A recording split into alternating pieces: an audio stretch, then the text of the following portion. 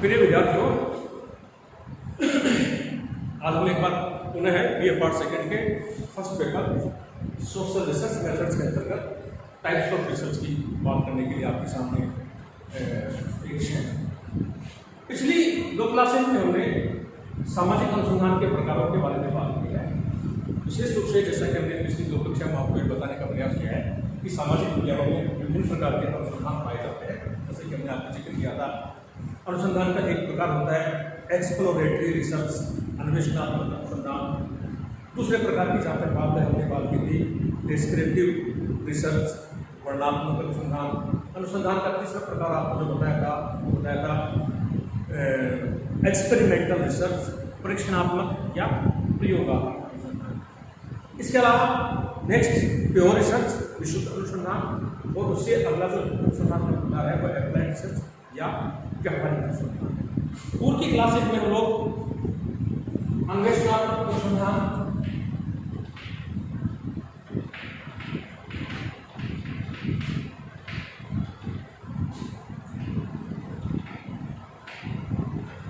जिसको exploratory research कहा गया था, उसके बारे में बात कर सकते हैं। और दूसरा वर्णनात्मक अनुसंधान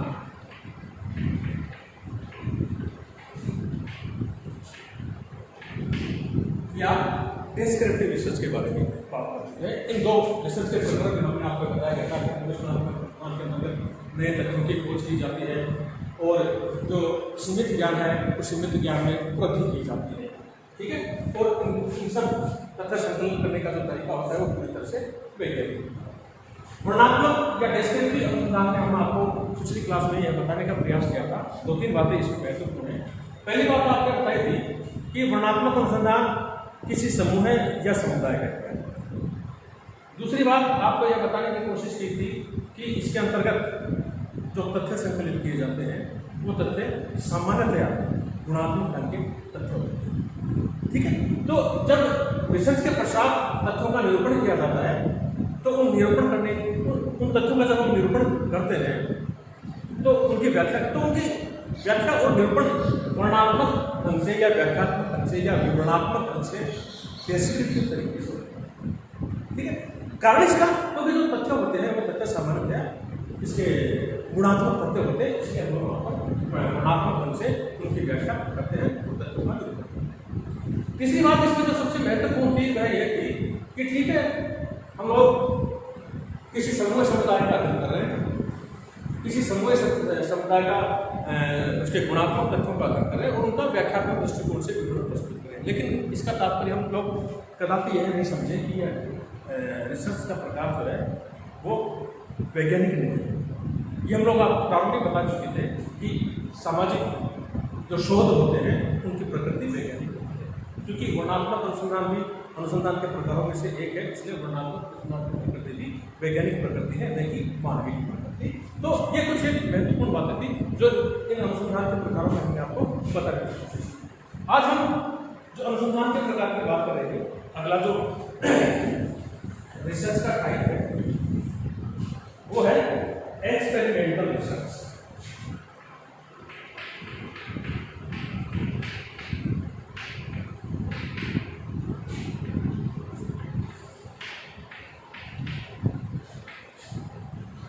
एक्सपेरिमेंटल मतलब प्रयोगात्मक या परीक्षणात्मक शोध या प्रयोगात्मक परीक्षणात्मक अनुसंधान आप शोध अंग्रेजी में कह सकते हैं। जैसा कि इसके नाम से ही हमको पता चलता है कि एक्सपेरिमेंटल रिसर्च यानी कि इसके अंदर एक्सपेरिमेंट किए जाते हैं, प्रयोग किए जाते हैं, परीक्षण किए जाते हैं, इसलिए इसका नाम एक्सपेरिमेंटल रिसर्च या परीक्षणात्मक शोध या अनुसंधान रखा गया है। और यह जो परीक्षणात्मक अनुसंधान है यह आगमन की एक विधि है जिसमें स्थायी निष्कर्षों को बार बार किए गए अवलोकनों एवं प्रदर्शनों द्वारा सिद्ध अथवा असिद्ध करने का प्रयोग किया जाता है। इसमें स्थायी निष्कर्षों को बार बार किए गए अवलोकनों और प्रदर्शनों द्वारा सिद्ध अथवा असिद्ध करने का प्रयत्न किया जाता है। यानी कि रिसर्च के पश्चात जो निष्कर्ष निकाले जाते हैं, तथ्य संकलन करके प्रसाद का विश्लेषण किया जाता है और निष्कर्ष निकाला जाता है। तो जो निष्कर्ष निकाले गए हैं उन निष्कर्षों का बार बार परीक्षण किया जाता है, बार बार उनको दोहराने की कोशिश की जाती है वैज्ञानिक से कि क्या वर्तमान परिप्रेक्ष्य में भी ये निष्कर्ष समाज में लागू हो रहे हैं या नहीं हो रहे हैं। इसलिए इस रिसर्च के टाइप को एक्सपेरिमेंटल रिसर्च या अनुसंधानात्मक अनुसंधान कहा गया है। इसकी मुख्य विशेषता यह है कि यह पूर्ण एवं यथार्थ सूचनाएं प्राप्त करता है। जैसा कि हम लोग पिछली क्लास में बात कर रहे थे, इसमें डिस्क्रिप्टिव रिसर्च के अंतर्गत बात कर रहे थे कि वो किसी घटना के समूह या समुदाय के किसी एक पक्ष या कुछ पहलुओं को लेकर नहीं कर रहा है। यहाँ थोड़ी सी डिफरेंट बात यह है कि ये एक्सपेरिमेंटल रिसर्च जो है, परीक्षणात्मक अनुसंधान जो है, यह है इसकी मुख्य विशेषता यह है कि पूर्ण एवं यथार्थ सूचनाएं प्राप्त करता है, आदि अधूरी या किसी पक्ष को लेकर अध्ययन नहीं करता है। अतः ये अध्ययन किसी समुदाय या समूह के अतः इसके अंतर्गत हम लोग बार बार परीक्षण करने का प्रयास करते हैं। परीक्षणात्मक अनुसंधान की परिभाषा की जहां तक बात है, हम ये कह सकते हैं कि यह आगमन की एक विधि है, इंडक्टिव मेथड है। जैसे कि इंडक्टिव और डिडक्टिव दो प्रकार के जो तर्क होते हैं, आगमनात्मक तर्क और निगमनात्मक तर्क। तो यह एक प्रकार से आगमनात्मक तर्क या इंडक्टिव मेथड है। यह आगमन की विधि है जिसमें स्थायी निष्कर्षों को बार बार किए गए अवलोकनों और प्रश्नों द्वारा सिद्ध अथवा असिद्ध करने का प्रयत्न किया जाता है। प्रयोगात्मक पद्धति के नाम से जाता है एक्सपेरिमेंटल रिसर्च या प्रयोगात्मक पद्धति। जो निष्कर्ष प्राप्त हो गए उनका हम लोग बार बार उनका अवलोकन करें, बार बार उनको देखने की कोशिश करें और ये जानने की प्रयास करें कि क्या वर्तमान परिप्रेक्ष्य में भी ये जो निष्कर्ष है या सिद्धांत है समाज में लागू हो रहे हैं या नहीं हो रहे हैं। इसलिए इसके नाम एक्सपेरिमेंटल रिसर्च या परीक्षणात्मक अनुसंधान या प्रयोगात्मक पद्धति इसको कहा जाता है। इस शोध में अध्ययन किए जाने वाले चरों पर अधिकाधिक नियंत्रण लगाने पर बल दिया जाता है। यानी कि किसी विषय को लेकर समाज के किसी पक्ष या समूह का या हम हमारे अध्ययन की इकाइयों का जो अपने अध्ययन की इकाइयों से जो तथ्य संकलित करेंगे उन पर नियंत्रण लगाने का प्रयास किया जाता है। और इसमें शोधकर्ता एक अथवा अधिक स्वतंत्र चरों को नियंत्रित करता है एवं अवलोकन करता है और साथ ही प्रयोगात्मक शोध के तत्वों को दो प्रकार के समूह में विभाजित करता है। एक्सपेरिमेंटल रिसर्च के बारे में चूंकि हम लोग काफी है, अब हम ये देखने की कोशिश करेंगे कि सामाजिक विज्ञानों में एक्सपेरिमेंटल रिसर्च या परीक्षणात्मक अनुसंधान कैसे किया जाए। इसको दो भागों में विभाजित किया गया है एक्सपेरिमेंटल रिसर्च को। एक होता है इसमें जैसे हमको किसी समूह का अध्ययन करना है, उदाहरण के द्वारा आपको बात बताने की कोशिश करेंगे। जिस समूह का हम लोग अध्ययन कर रहे हैं उस समूह को दो भागों में बांटते हैं। कोई भी समूह है उसको हम लोग दो भागों में बांटते हैं। तो दो भागों में बांटते हैं, जैसा कि आपको बताया गया था कि समूह पर नियंत्रण लगाया जाता है। दो भागों में बांटते हैं जिसको एक हो जाएगा प्रायोगिक समूह है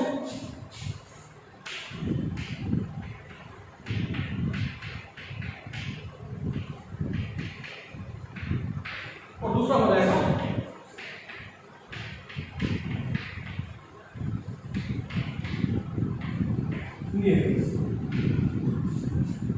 जिस भी समूह का हम लोग अध्ययन कर रहे हैं समाज में, उस समूह को दो भागों में बांट देंगे। एक हो गया प्रायोगिक समूह और दूसरा हो गया नियंत्रित समूह। नियंत्रित समूह और प्रायोगिक समूह से तात्पर्य यह है कि यह जो प्रायोगिक समूह है उस प्रायोगिक समूह पर हम लोग कुछ परीक्षण करेंगे। जैसा कि इसके नाम से ही कि हम समूह पर परीक्षण करते हैं और परीक्षण के पश्चात उस परीक्षण के क्या परिणाम रहे हैं वो देखने की कोशिश करेंगे। तो ये जो प्रायोगिक समूह है, ये प्रायोगिक समूह वह समूह है हमारे अध्ययनकर्ताओं का, हमारे उत्तरदाताओं का या अपने अध्ययन की इकाइयों का, जिस पर हमको प्रयोग करना है। नियंत्रित समूह है वह समूह है जिसको हम लोग यथार्थ समूह कह सकते हैं, जिस पर किसी भी प्रकार का प्रयोग नहीं करने का है। इस प्रकार से दो भागों में हम उसको बांट देते हैं। ये जो प्रायोगिक समूह है उस पर हम कुछ प्रयोग करेंगे और उस प्रयोग करने के पश्चात उस प्रयोग के क्या असर उस समूह पर रहे हैं उसको हम लोग बाद में देखने की कोशिश करेंगे।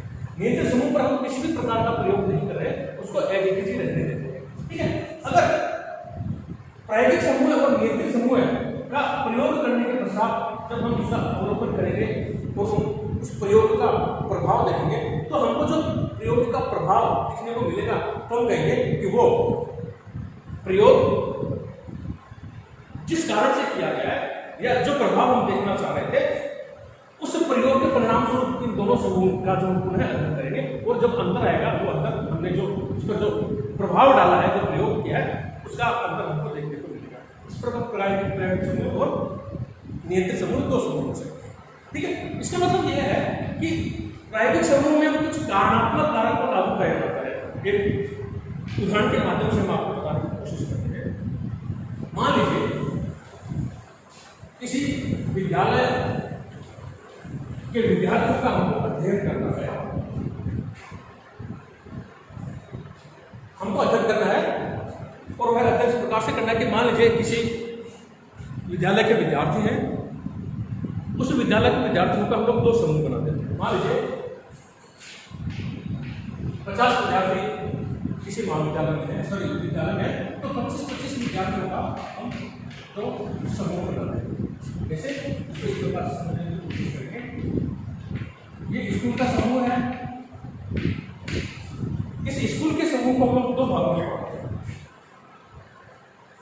एक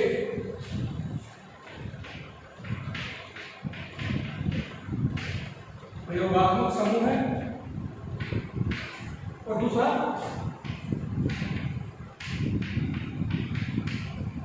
नियंत्रित समूह है या ठीक है।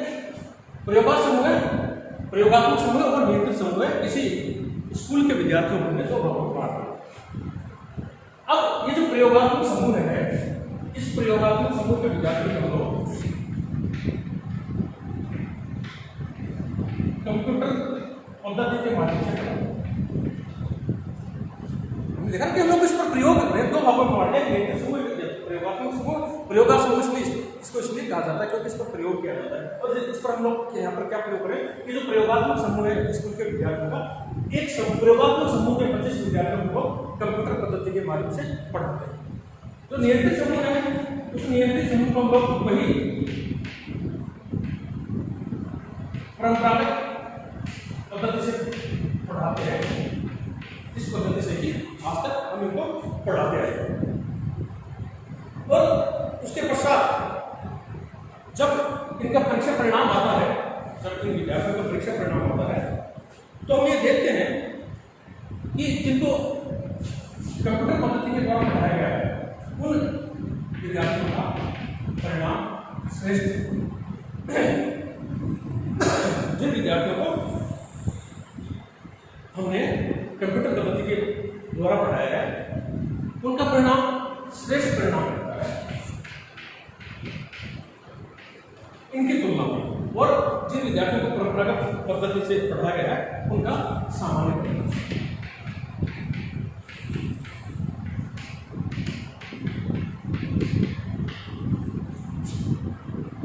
परीक्षणात्मक अनुसंधान से तात्पर्य दो भागों में हम समूहों को पढ़ देते हैं। प्रयोगात्मक समूह है, नियंत्रित समूह है। प्रयोगात्मक समूह एक विद्यार्थियों को हम लोग कंप्यूटर पद्धति के द्वारा पढ़ाते हैं और नियंत्रित समूह के विद्यार्थियों को हम लोग परंपरागत पद्धति के द्वारा पढ़ाते हैं। तत्पश्चात उनका परीक्षा परिणाम आता है तो परीक्षा परिणाम हमको देखने को मिलता है कि जिन विद्यार्थियों को कंप्यूटर पद्धति के द्वारा पढ़ाया गया था उनका परिणाम श्रेष्ठ परिणाम रहता है, जबकि जिन विद्यार्थियों को सामान्य परंपरागत पद्धति के द्वारा पढ़ाया गया था उनका परिणाम सामान्य परिणाम होता है। तत्पश्चात इनकी तुलना करते हैं क्योंकि इनका परिणाम श्रेष्ठ परिणाम है और उनका परिणाम सामान्य परिणाम है।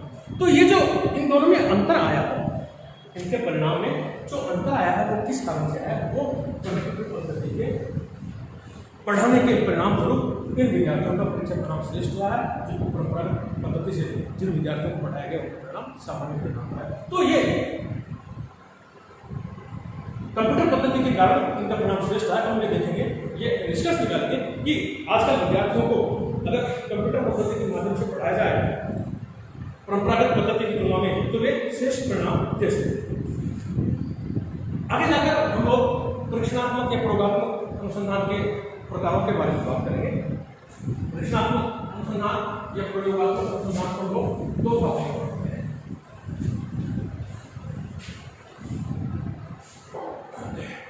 एक होता है केवल पश्चात परीक्षण और एक होता है पूर्व पश्चात परीक्षण।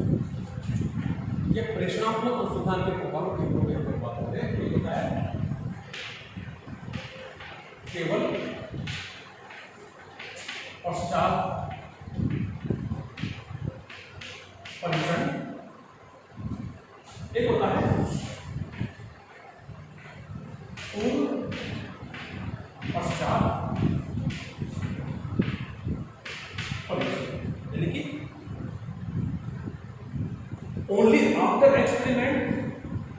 जिसको हम लोग केवल पश्चात परीक्षण कर रहे हैं, दूसरा जिसको हम लोग पूर्व पश्चात परीक्षण कर रहे हैं वो है बिफोर एंड आफ्टर एक्सपेरिमेंट।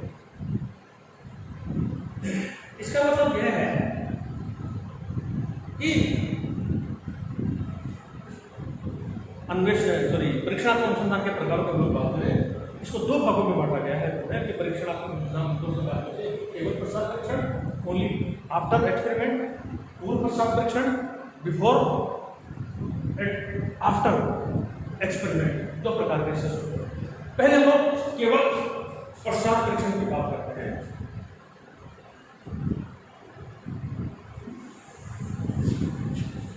इसमें क्या होता है कि जैसा कि अभी हम बात कर रहे थे, जो हमारा अध्ययन की इकाइयां हैं उनके जो समूह हैं, उन समूहों को दो प्रकारों में हम लोग बांट देते हैं।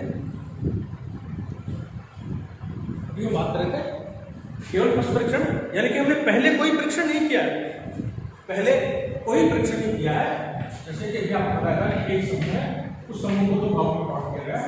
एक हो गया प्रयोगात्मक समूह है, एक हो गया नियंत्रित या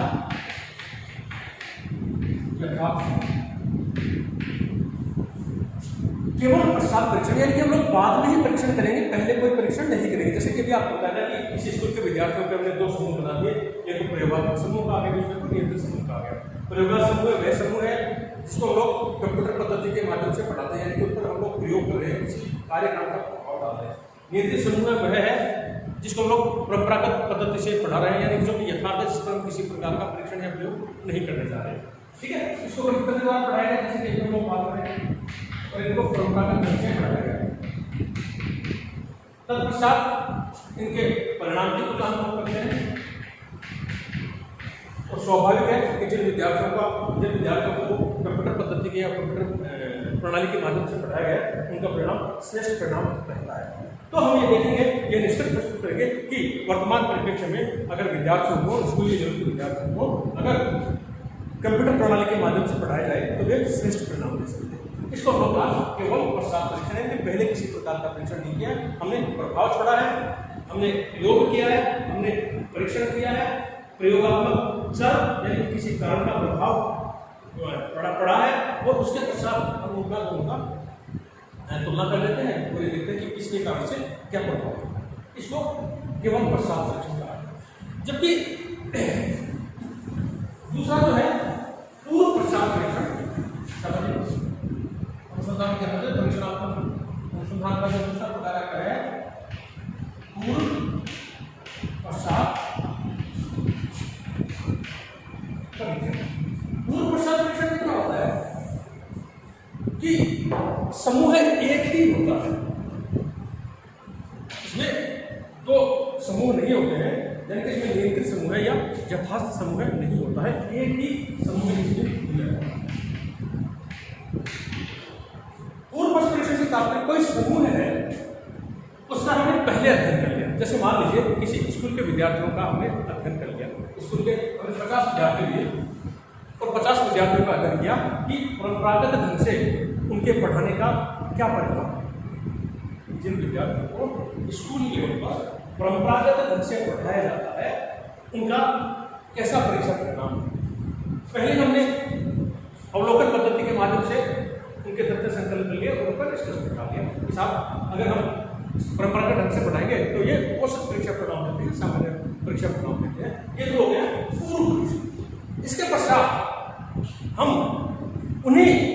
उसी स्कूल के उन्हीं विद्यार्थियों को कंप्यूटर पद्धति के माध्यम से पढ़ाते हैं।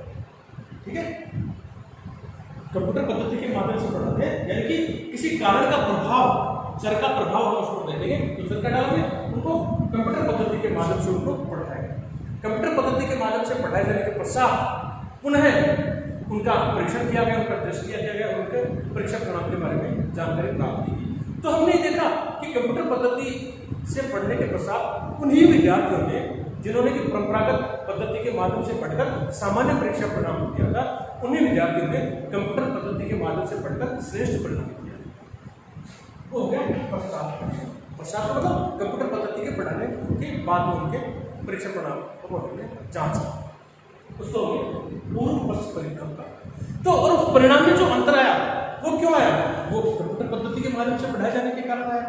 तो हम ये कह सकते हैं कि वर्तमान में विद्यार्थियों को कंप्यूटर पद्धति के माध्यम से पढ़ाया जाए तो वो बेहतर परिणाम दे सकते। इसी प्रकार से एक और उदाहरण के माध्यम से हम इसको बताने की कोशिश करेंगे। हमने किसी समूह का अध्ययन किया, कोई बस्ती है, कोई ग्रामीण परिवेश है, उसके एक समूह का अध्ययन किया और वहाँ पर अनटचेबिलिटी या अस्पृश्यता के बारे में जानकारी जानने की कोशिश की। तो हमको ये लगा कि इस समूह में, इस बस्ती में, इस गांव में, इस थाने में अधिकांश लोग अनटचेबिलिटी या अस्पृश्यता में विश्वास करते हैं, स्वास्थ्य में विश्वास करते हैं। ये हमने अध्ययन कर लिया, यानी कि ये हमने पूर्व परीक्षण कर लिया, पहले ही एक प्रयोग कर लिया और अपने तथ्य संकलन करके उनका विश्लेषण किया। तत्पश्चात अस्पृश्यता को या अनटचेबिलिटी को दूर करने के लिए उस बस्ती में, उस गांव में, उस ढांड में प्रचार प्रसार के लिए अस्पृश्यता के दोषों के बारे में बताया गया, अस्पृश्यता के संबंधित कानून के बारे में बताया गया कि संविधान में इसको गलत करार दिया गया है, मानव को मानव बनकर रहना चाहिए, मानव मानव में भेद नहीं करना चाहिए, इसलिए अस्पृश्यता नहीं की जानी चाहिए। वहाँ पर हमने प्रचार प्रसार किया, मीटिंग की, सभाएं की, नुक्कड़ नाटक किए, या अनेक संचार के माध्यम से या प्रचार के तरीकों के माध्यम से हमने वहाँ पर अस्पृश्यता की कमियों के बारे में उन लोगों को जानकारी। ठीक है, ये अभियान पूर्ण होने के पश्चात हमने उन्हें पुनः उस बस्ती का, उस गांव को जाने का अध्ययन करते हैं। तो हमको ये देखने को मिलता है कि अस्पृश्यता से संबंधित लोगों में जानकारी आ गई है।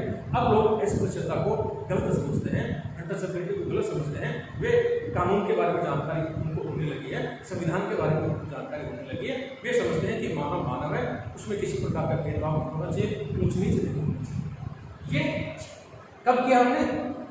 अस्पृश्यता को दूर करने के लिए, अस्पृश्यता की कमियों के बारे में प्रचार प्रसार करने के पश्चात उसी बस्ती का, उसी गांव को, उसी घाटी का अध्ययन किया। तो हमको लगा कि अब लोगों में अस्पृश्यता से संबंधित जानकारी है, उसको क्या कहा गया? पश्चात। लेकिन समूह है, समूह एक ही है, एक ही समूह का हमने चर का प्रभाव डालने के पूर्व में अध्ययन कर लिया और फिर चर का प्रभाव डाला गया, तो उसके पश्चात अध्ययन किया गया। इसलिए इस प्रकार के परीक्षण को पूर्व पश्चात परीक्षण। ठीक है, तो ये सामाजिक अनुसंधान के प्रकारों की हम लोग बात करें थे। हम लोग 3 प्रकार के सामाजिक अनुसंधान की बात की। पहला हमने आपको अन्वेषणात्मक अनुसंधान बताया, दूसरा हमने आपको डिस्क्रिप्टिव या वर्णनात्मक अनुसंधान बताया। अनुसंधान के जो तीसरा प्रकार है जिसको तो लोग एक्सपेरिमेंट रिसर्च या परीक्षणात्मक अनुसंधान या प्रयोगात्मक शोध कहते हैं, इसके बारे में मैंने आपको जानकारी देने की कोशिश की। परीक्षा की दृष्टि से परीक्षणात्मक अनुसंधान काफी महत्वपूर्ण है। केवल पश्चात परीक्षण और पूर्व पश्चात परीक्षण पर परीक्षा में कई बार टिप्पणियां पूछी जाती हैं, उस दृष्टिकोण से महत्वपूर्ण है। हाँ, सामाजिक विज्ञानों में अनुसंधान करने के दृष्टिकोण से भी यह अन्य अनुसंधानों की तुलना में थोड़ा ज़्यादा वैज्ञानिक प्रतीत होता है। हालांकि सभी प्रकार के अनुसंधान वैज्ञानिक है, लेकिन अन्य अनुसंधान के प्रकारों की तुलना में यह जो परीक्षणात्मक अनुसंधान है ज़्यादा वैज्ञानिक प्रतीत होता है, क्योंकि इसकी सबसे बड़ी विशेषता है कि जो निष्कर्ष हमको प्राप्त हो चुके हैं उनका हम लोग अवलोकन के माध्यम से, विभिन्न प्रकार के परीक्षणों के माध्यम से उनका प्रयोग किया जाता है और ये देखने की कोशिश की जाती है कि वर्तमान परिप्रेक्ष्य में भी ये निष्कर्ष, ये सिद्धांत लागू हो रहे हैं या नहीं हो रहे हैं। अनुसंधान के जो और बाकी प्रकार हैं उनके बारे में हम लोग अगली क्लास में बताने का आपको प्रयास करेंगे। धन्यवाद।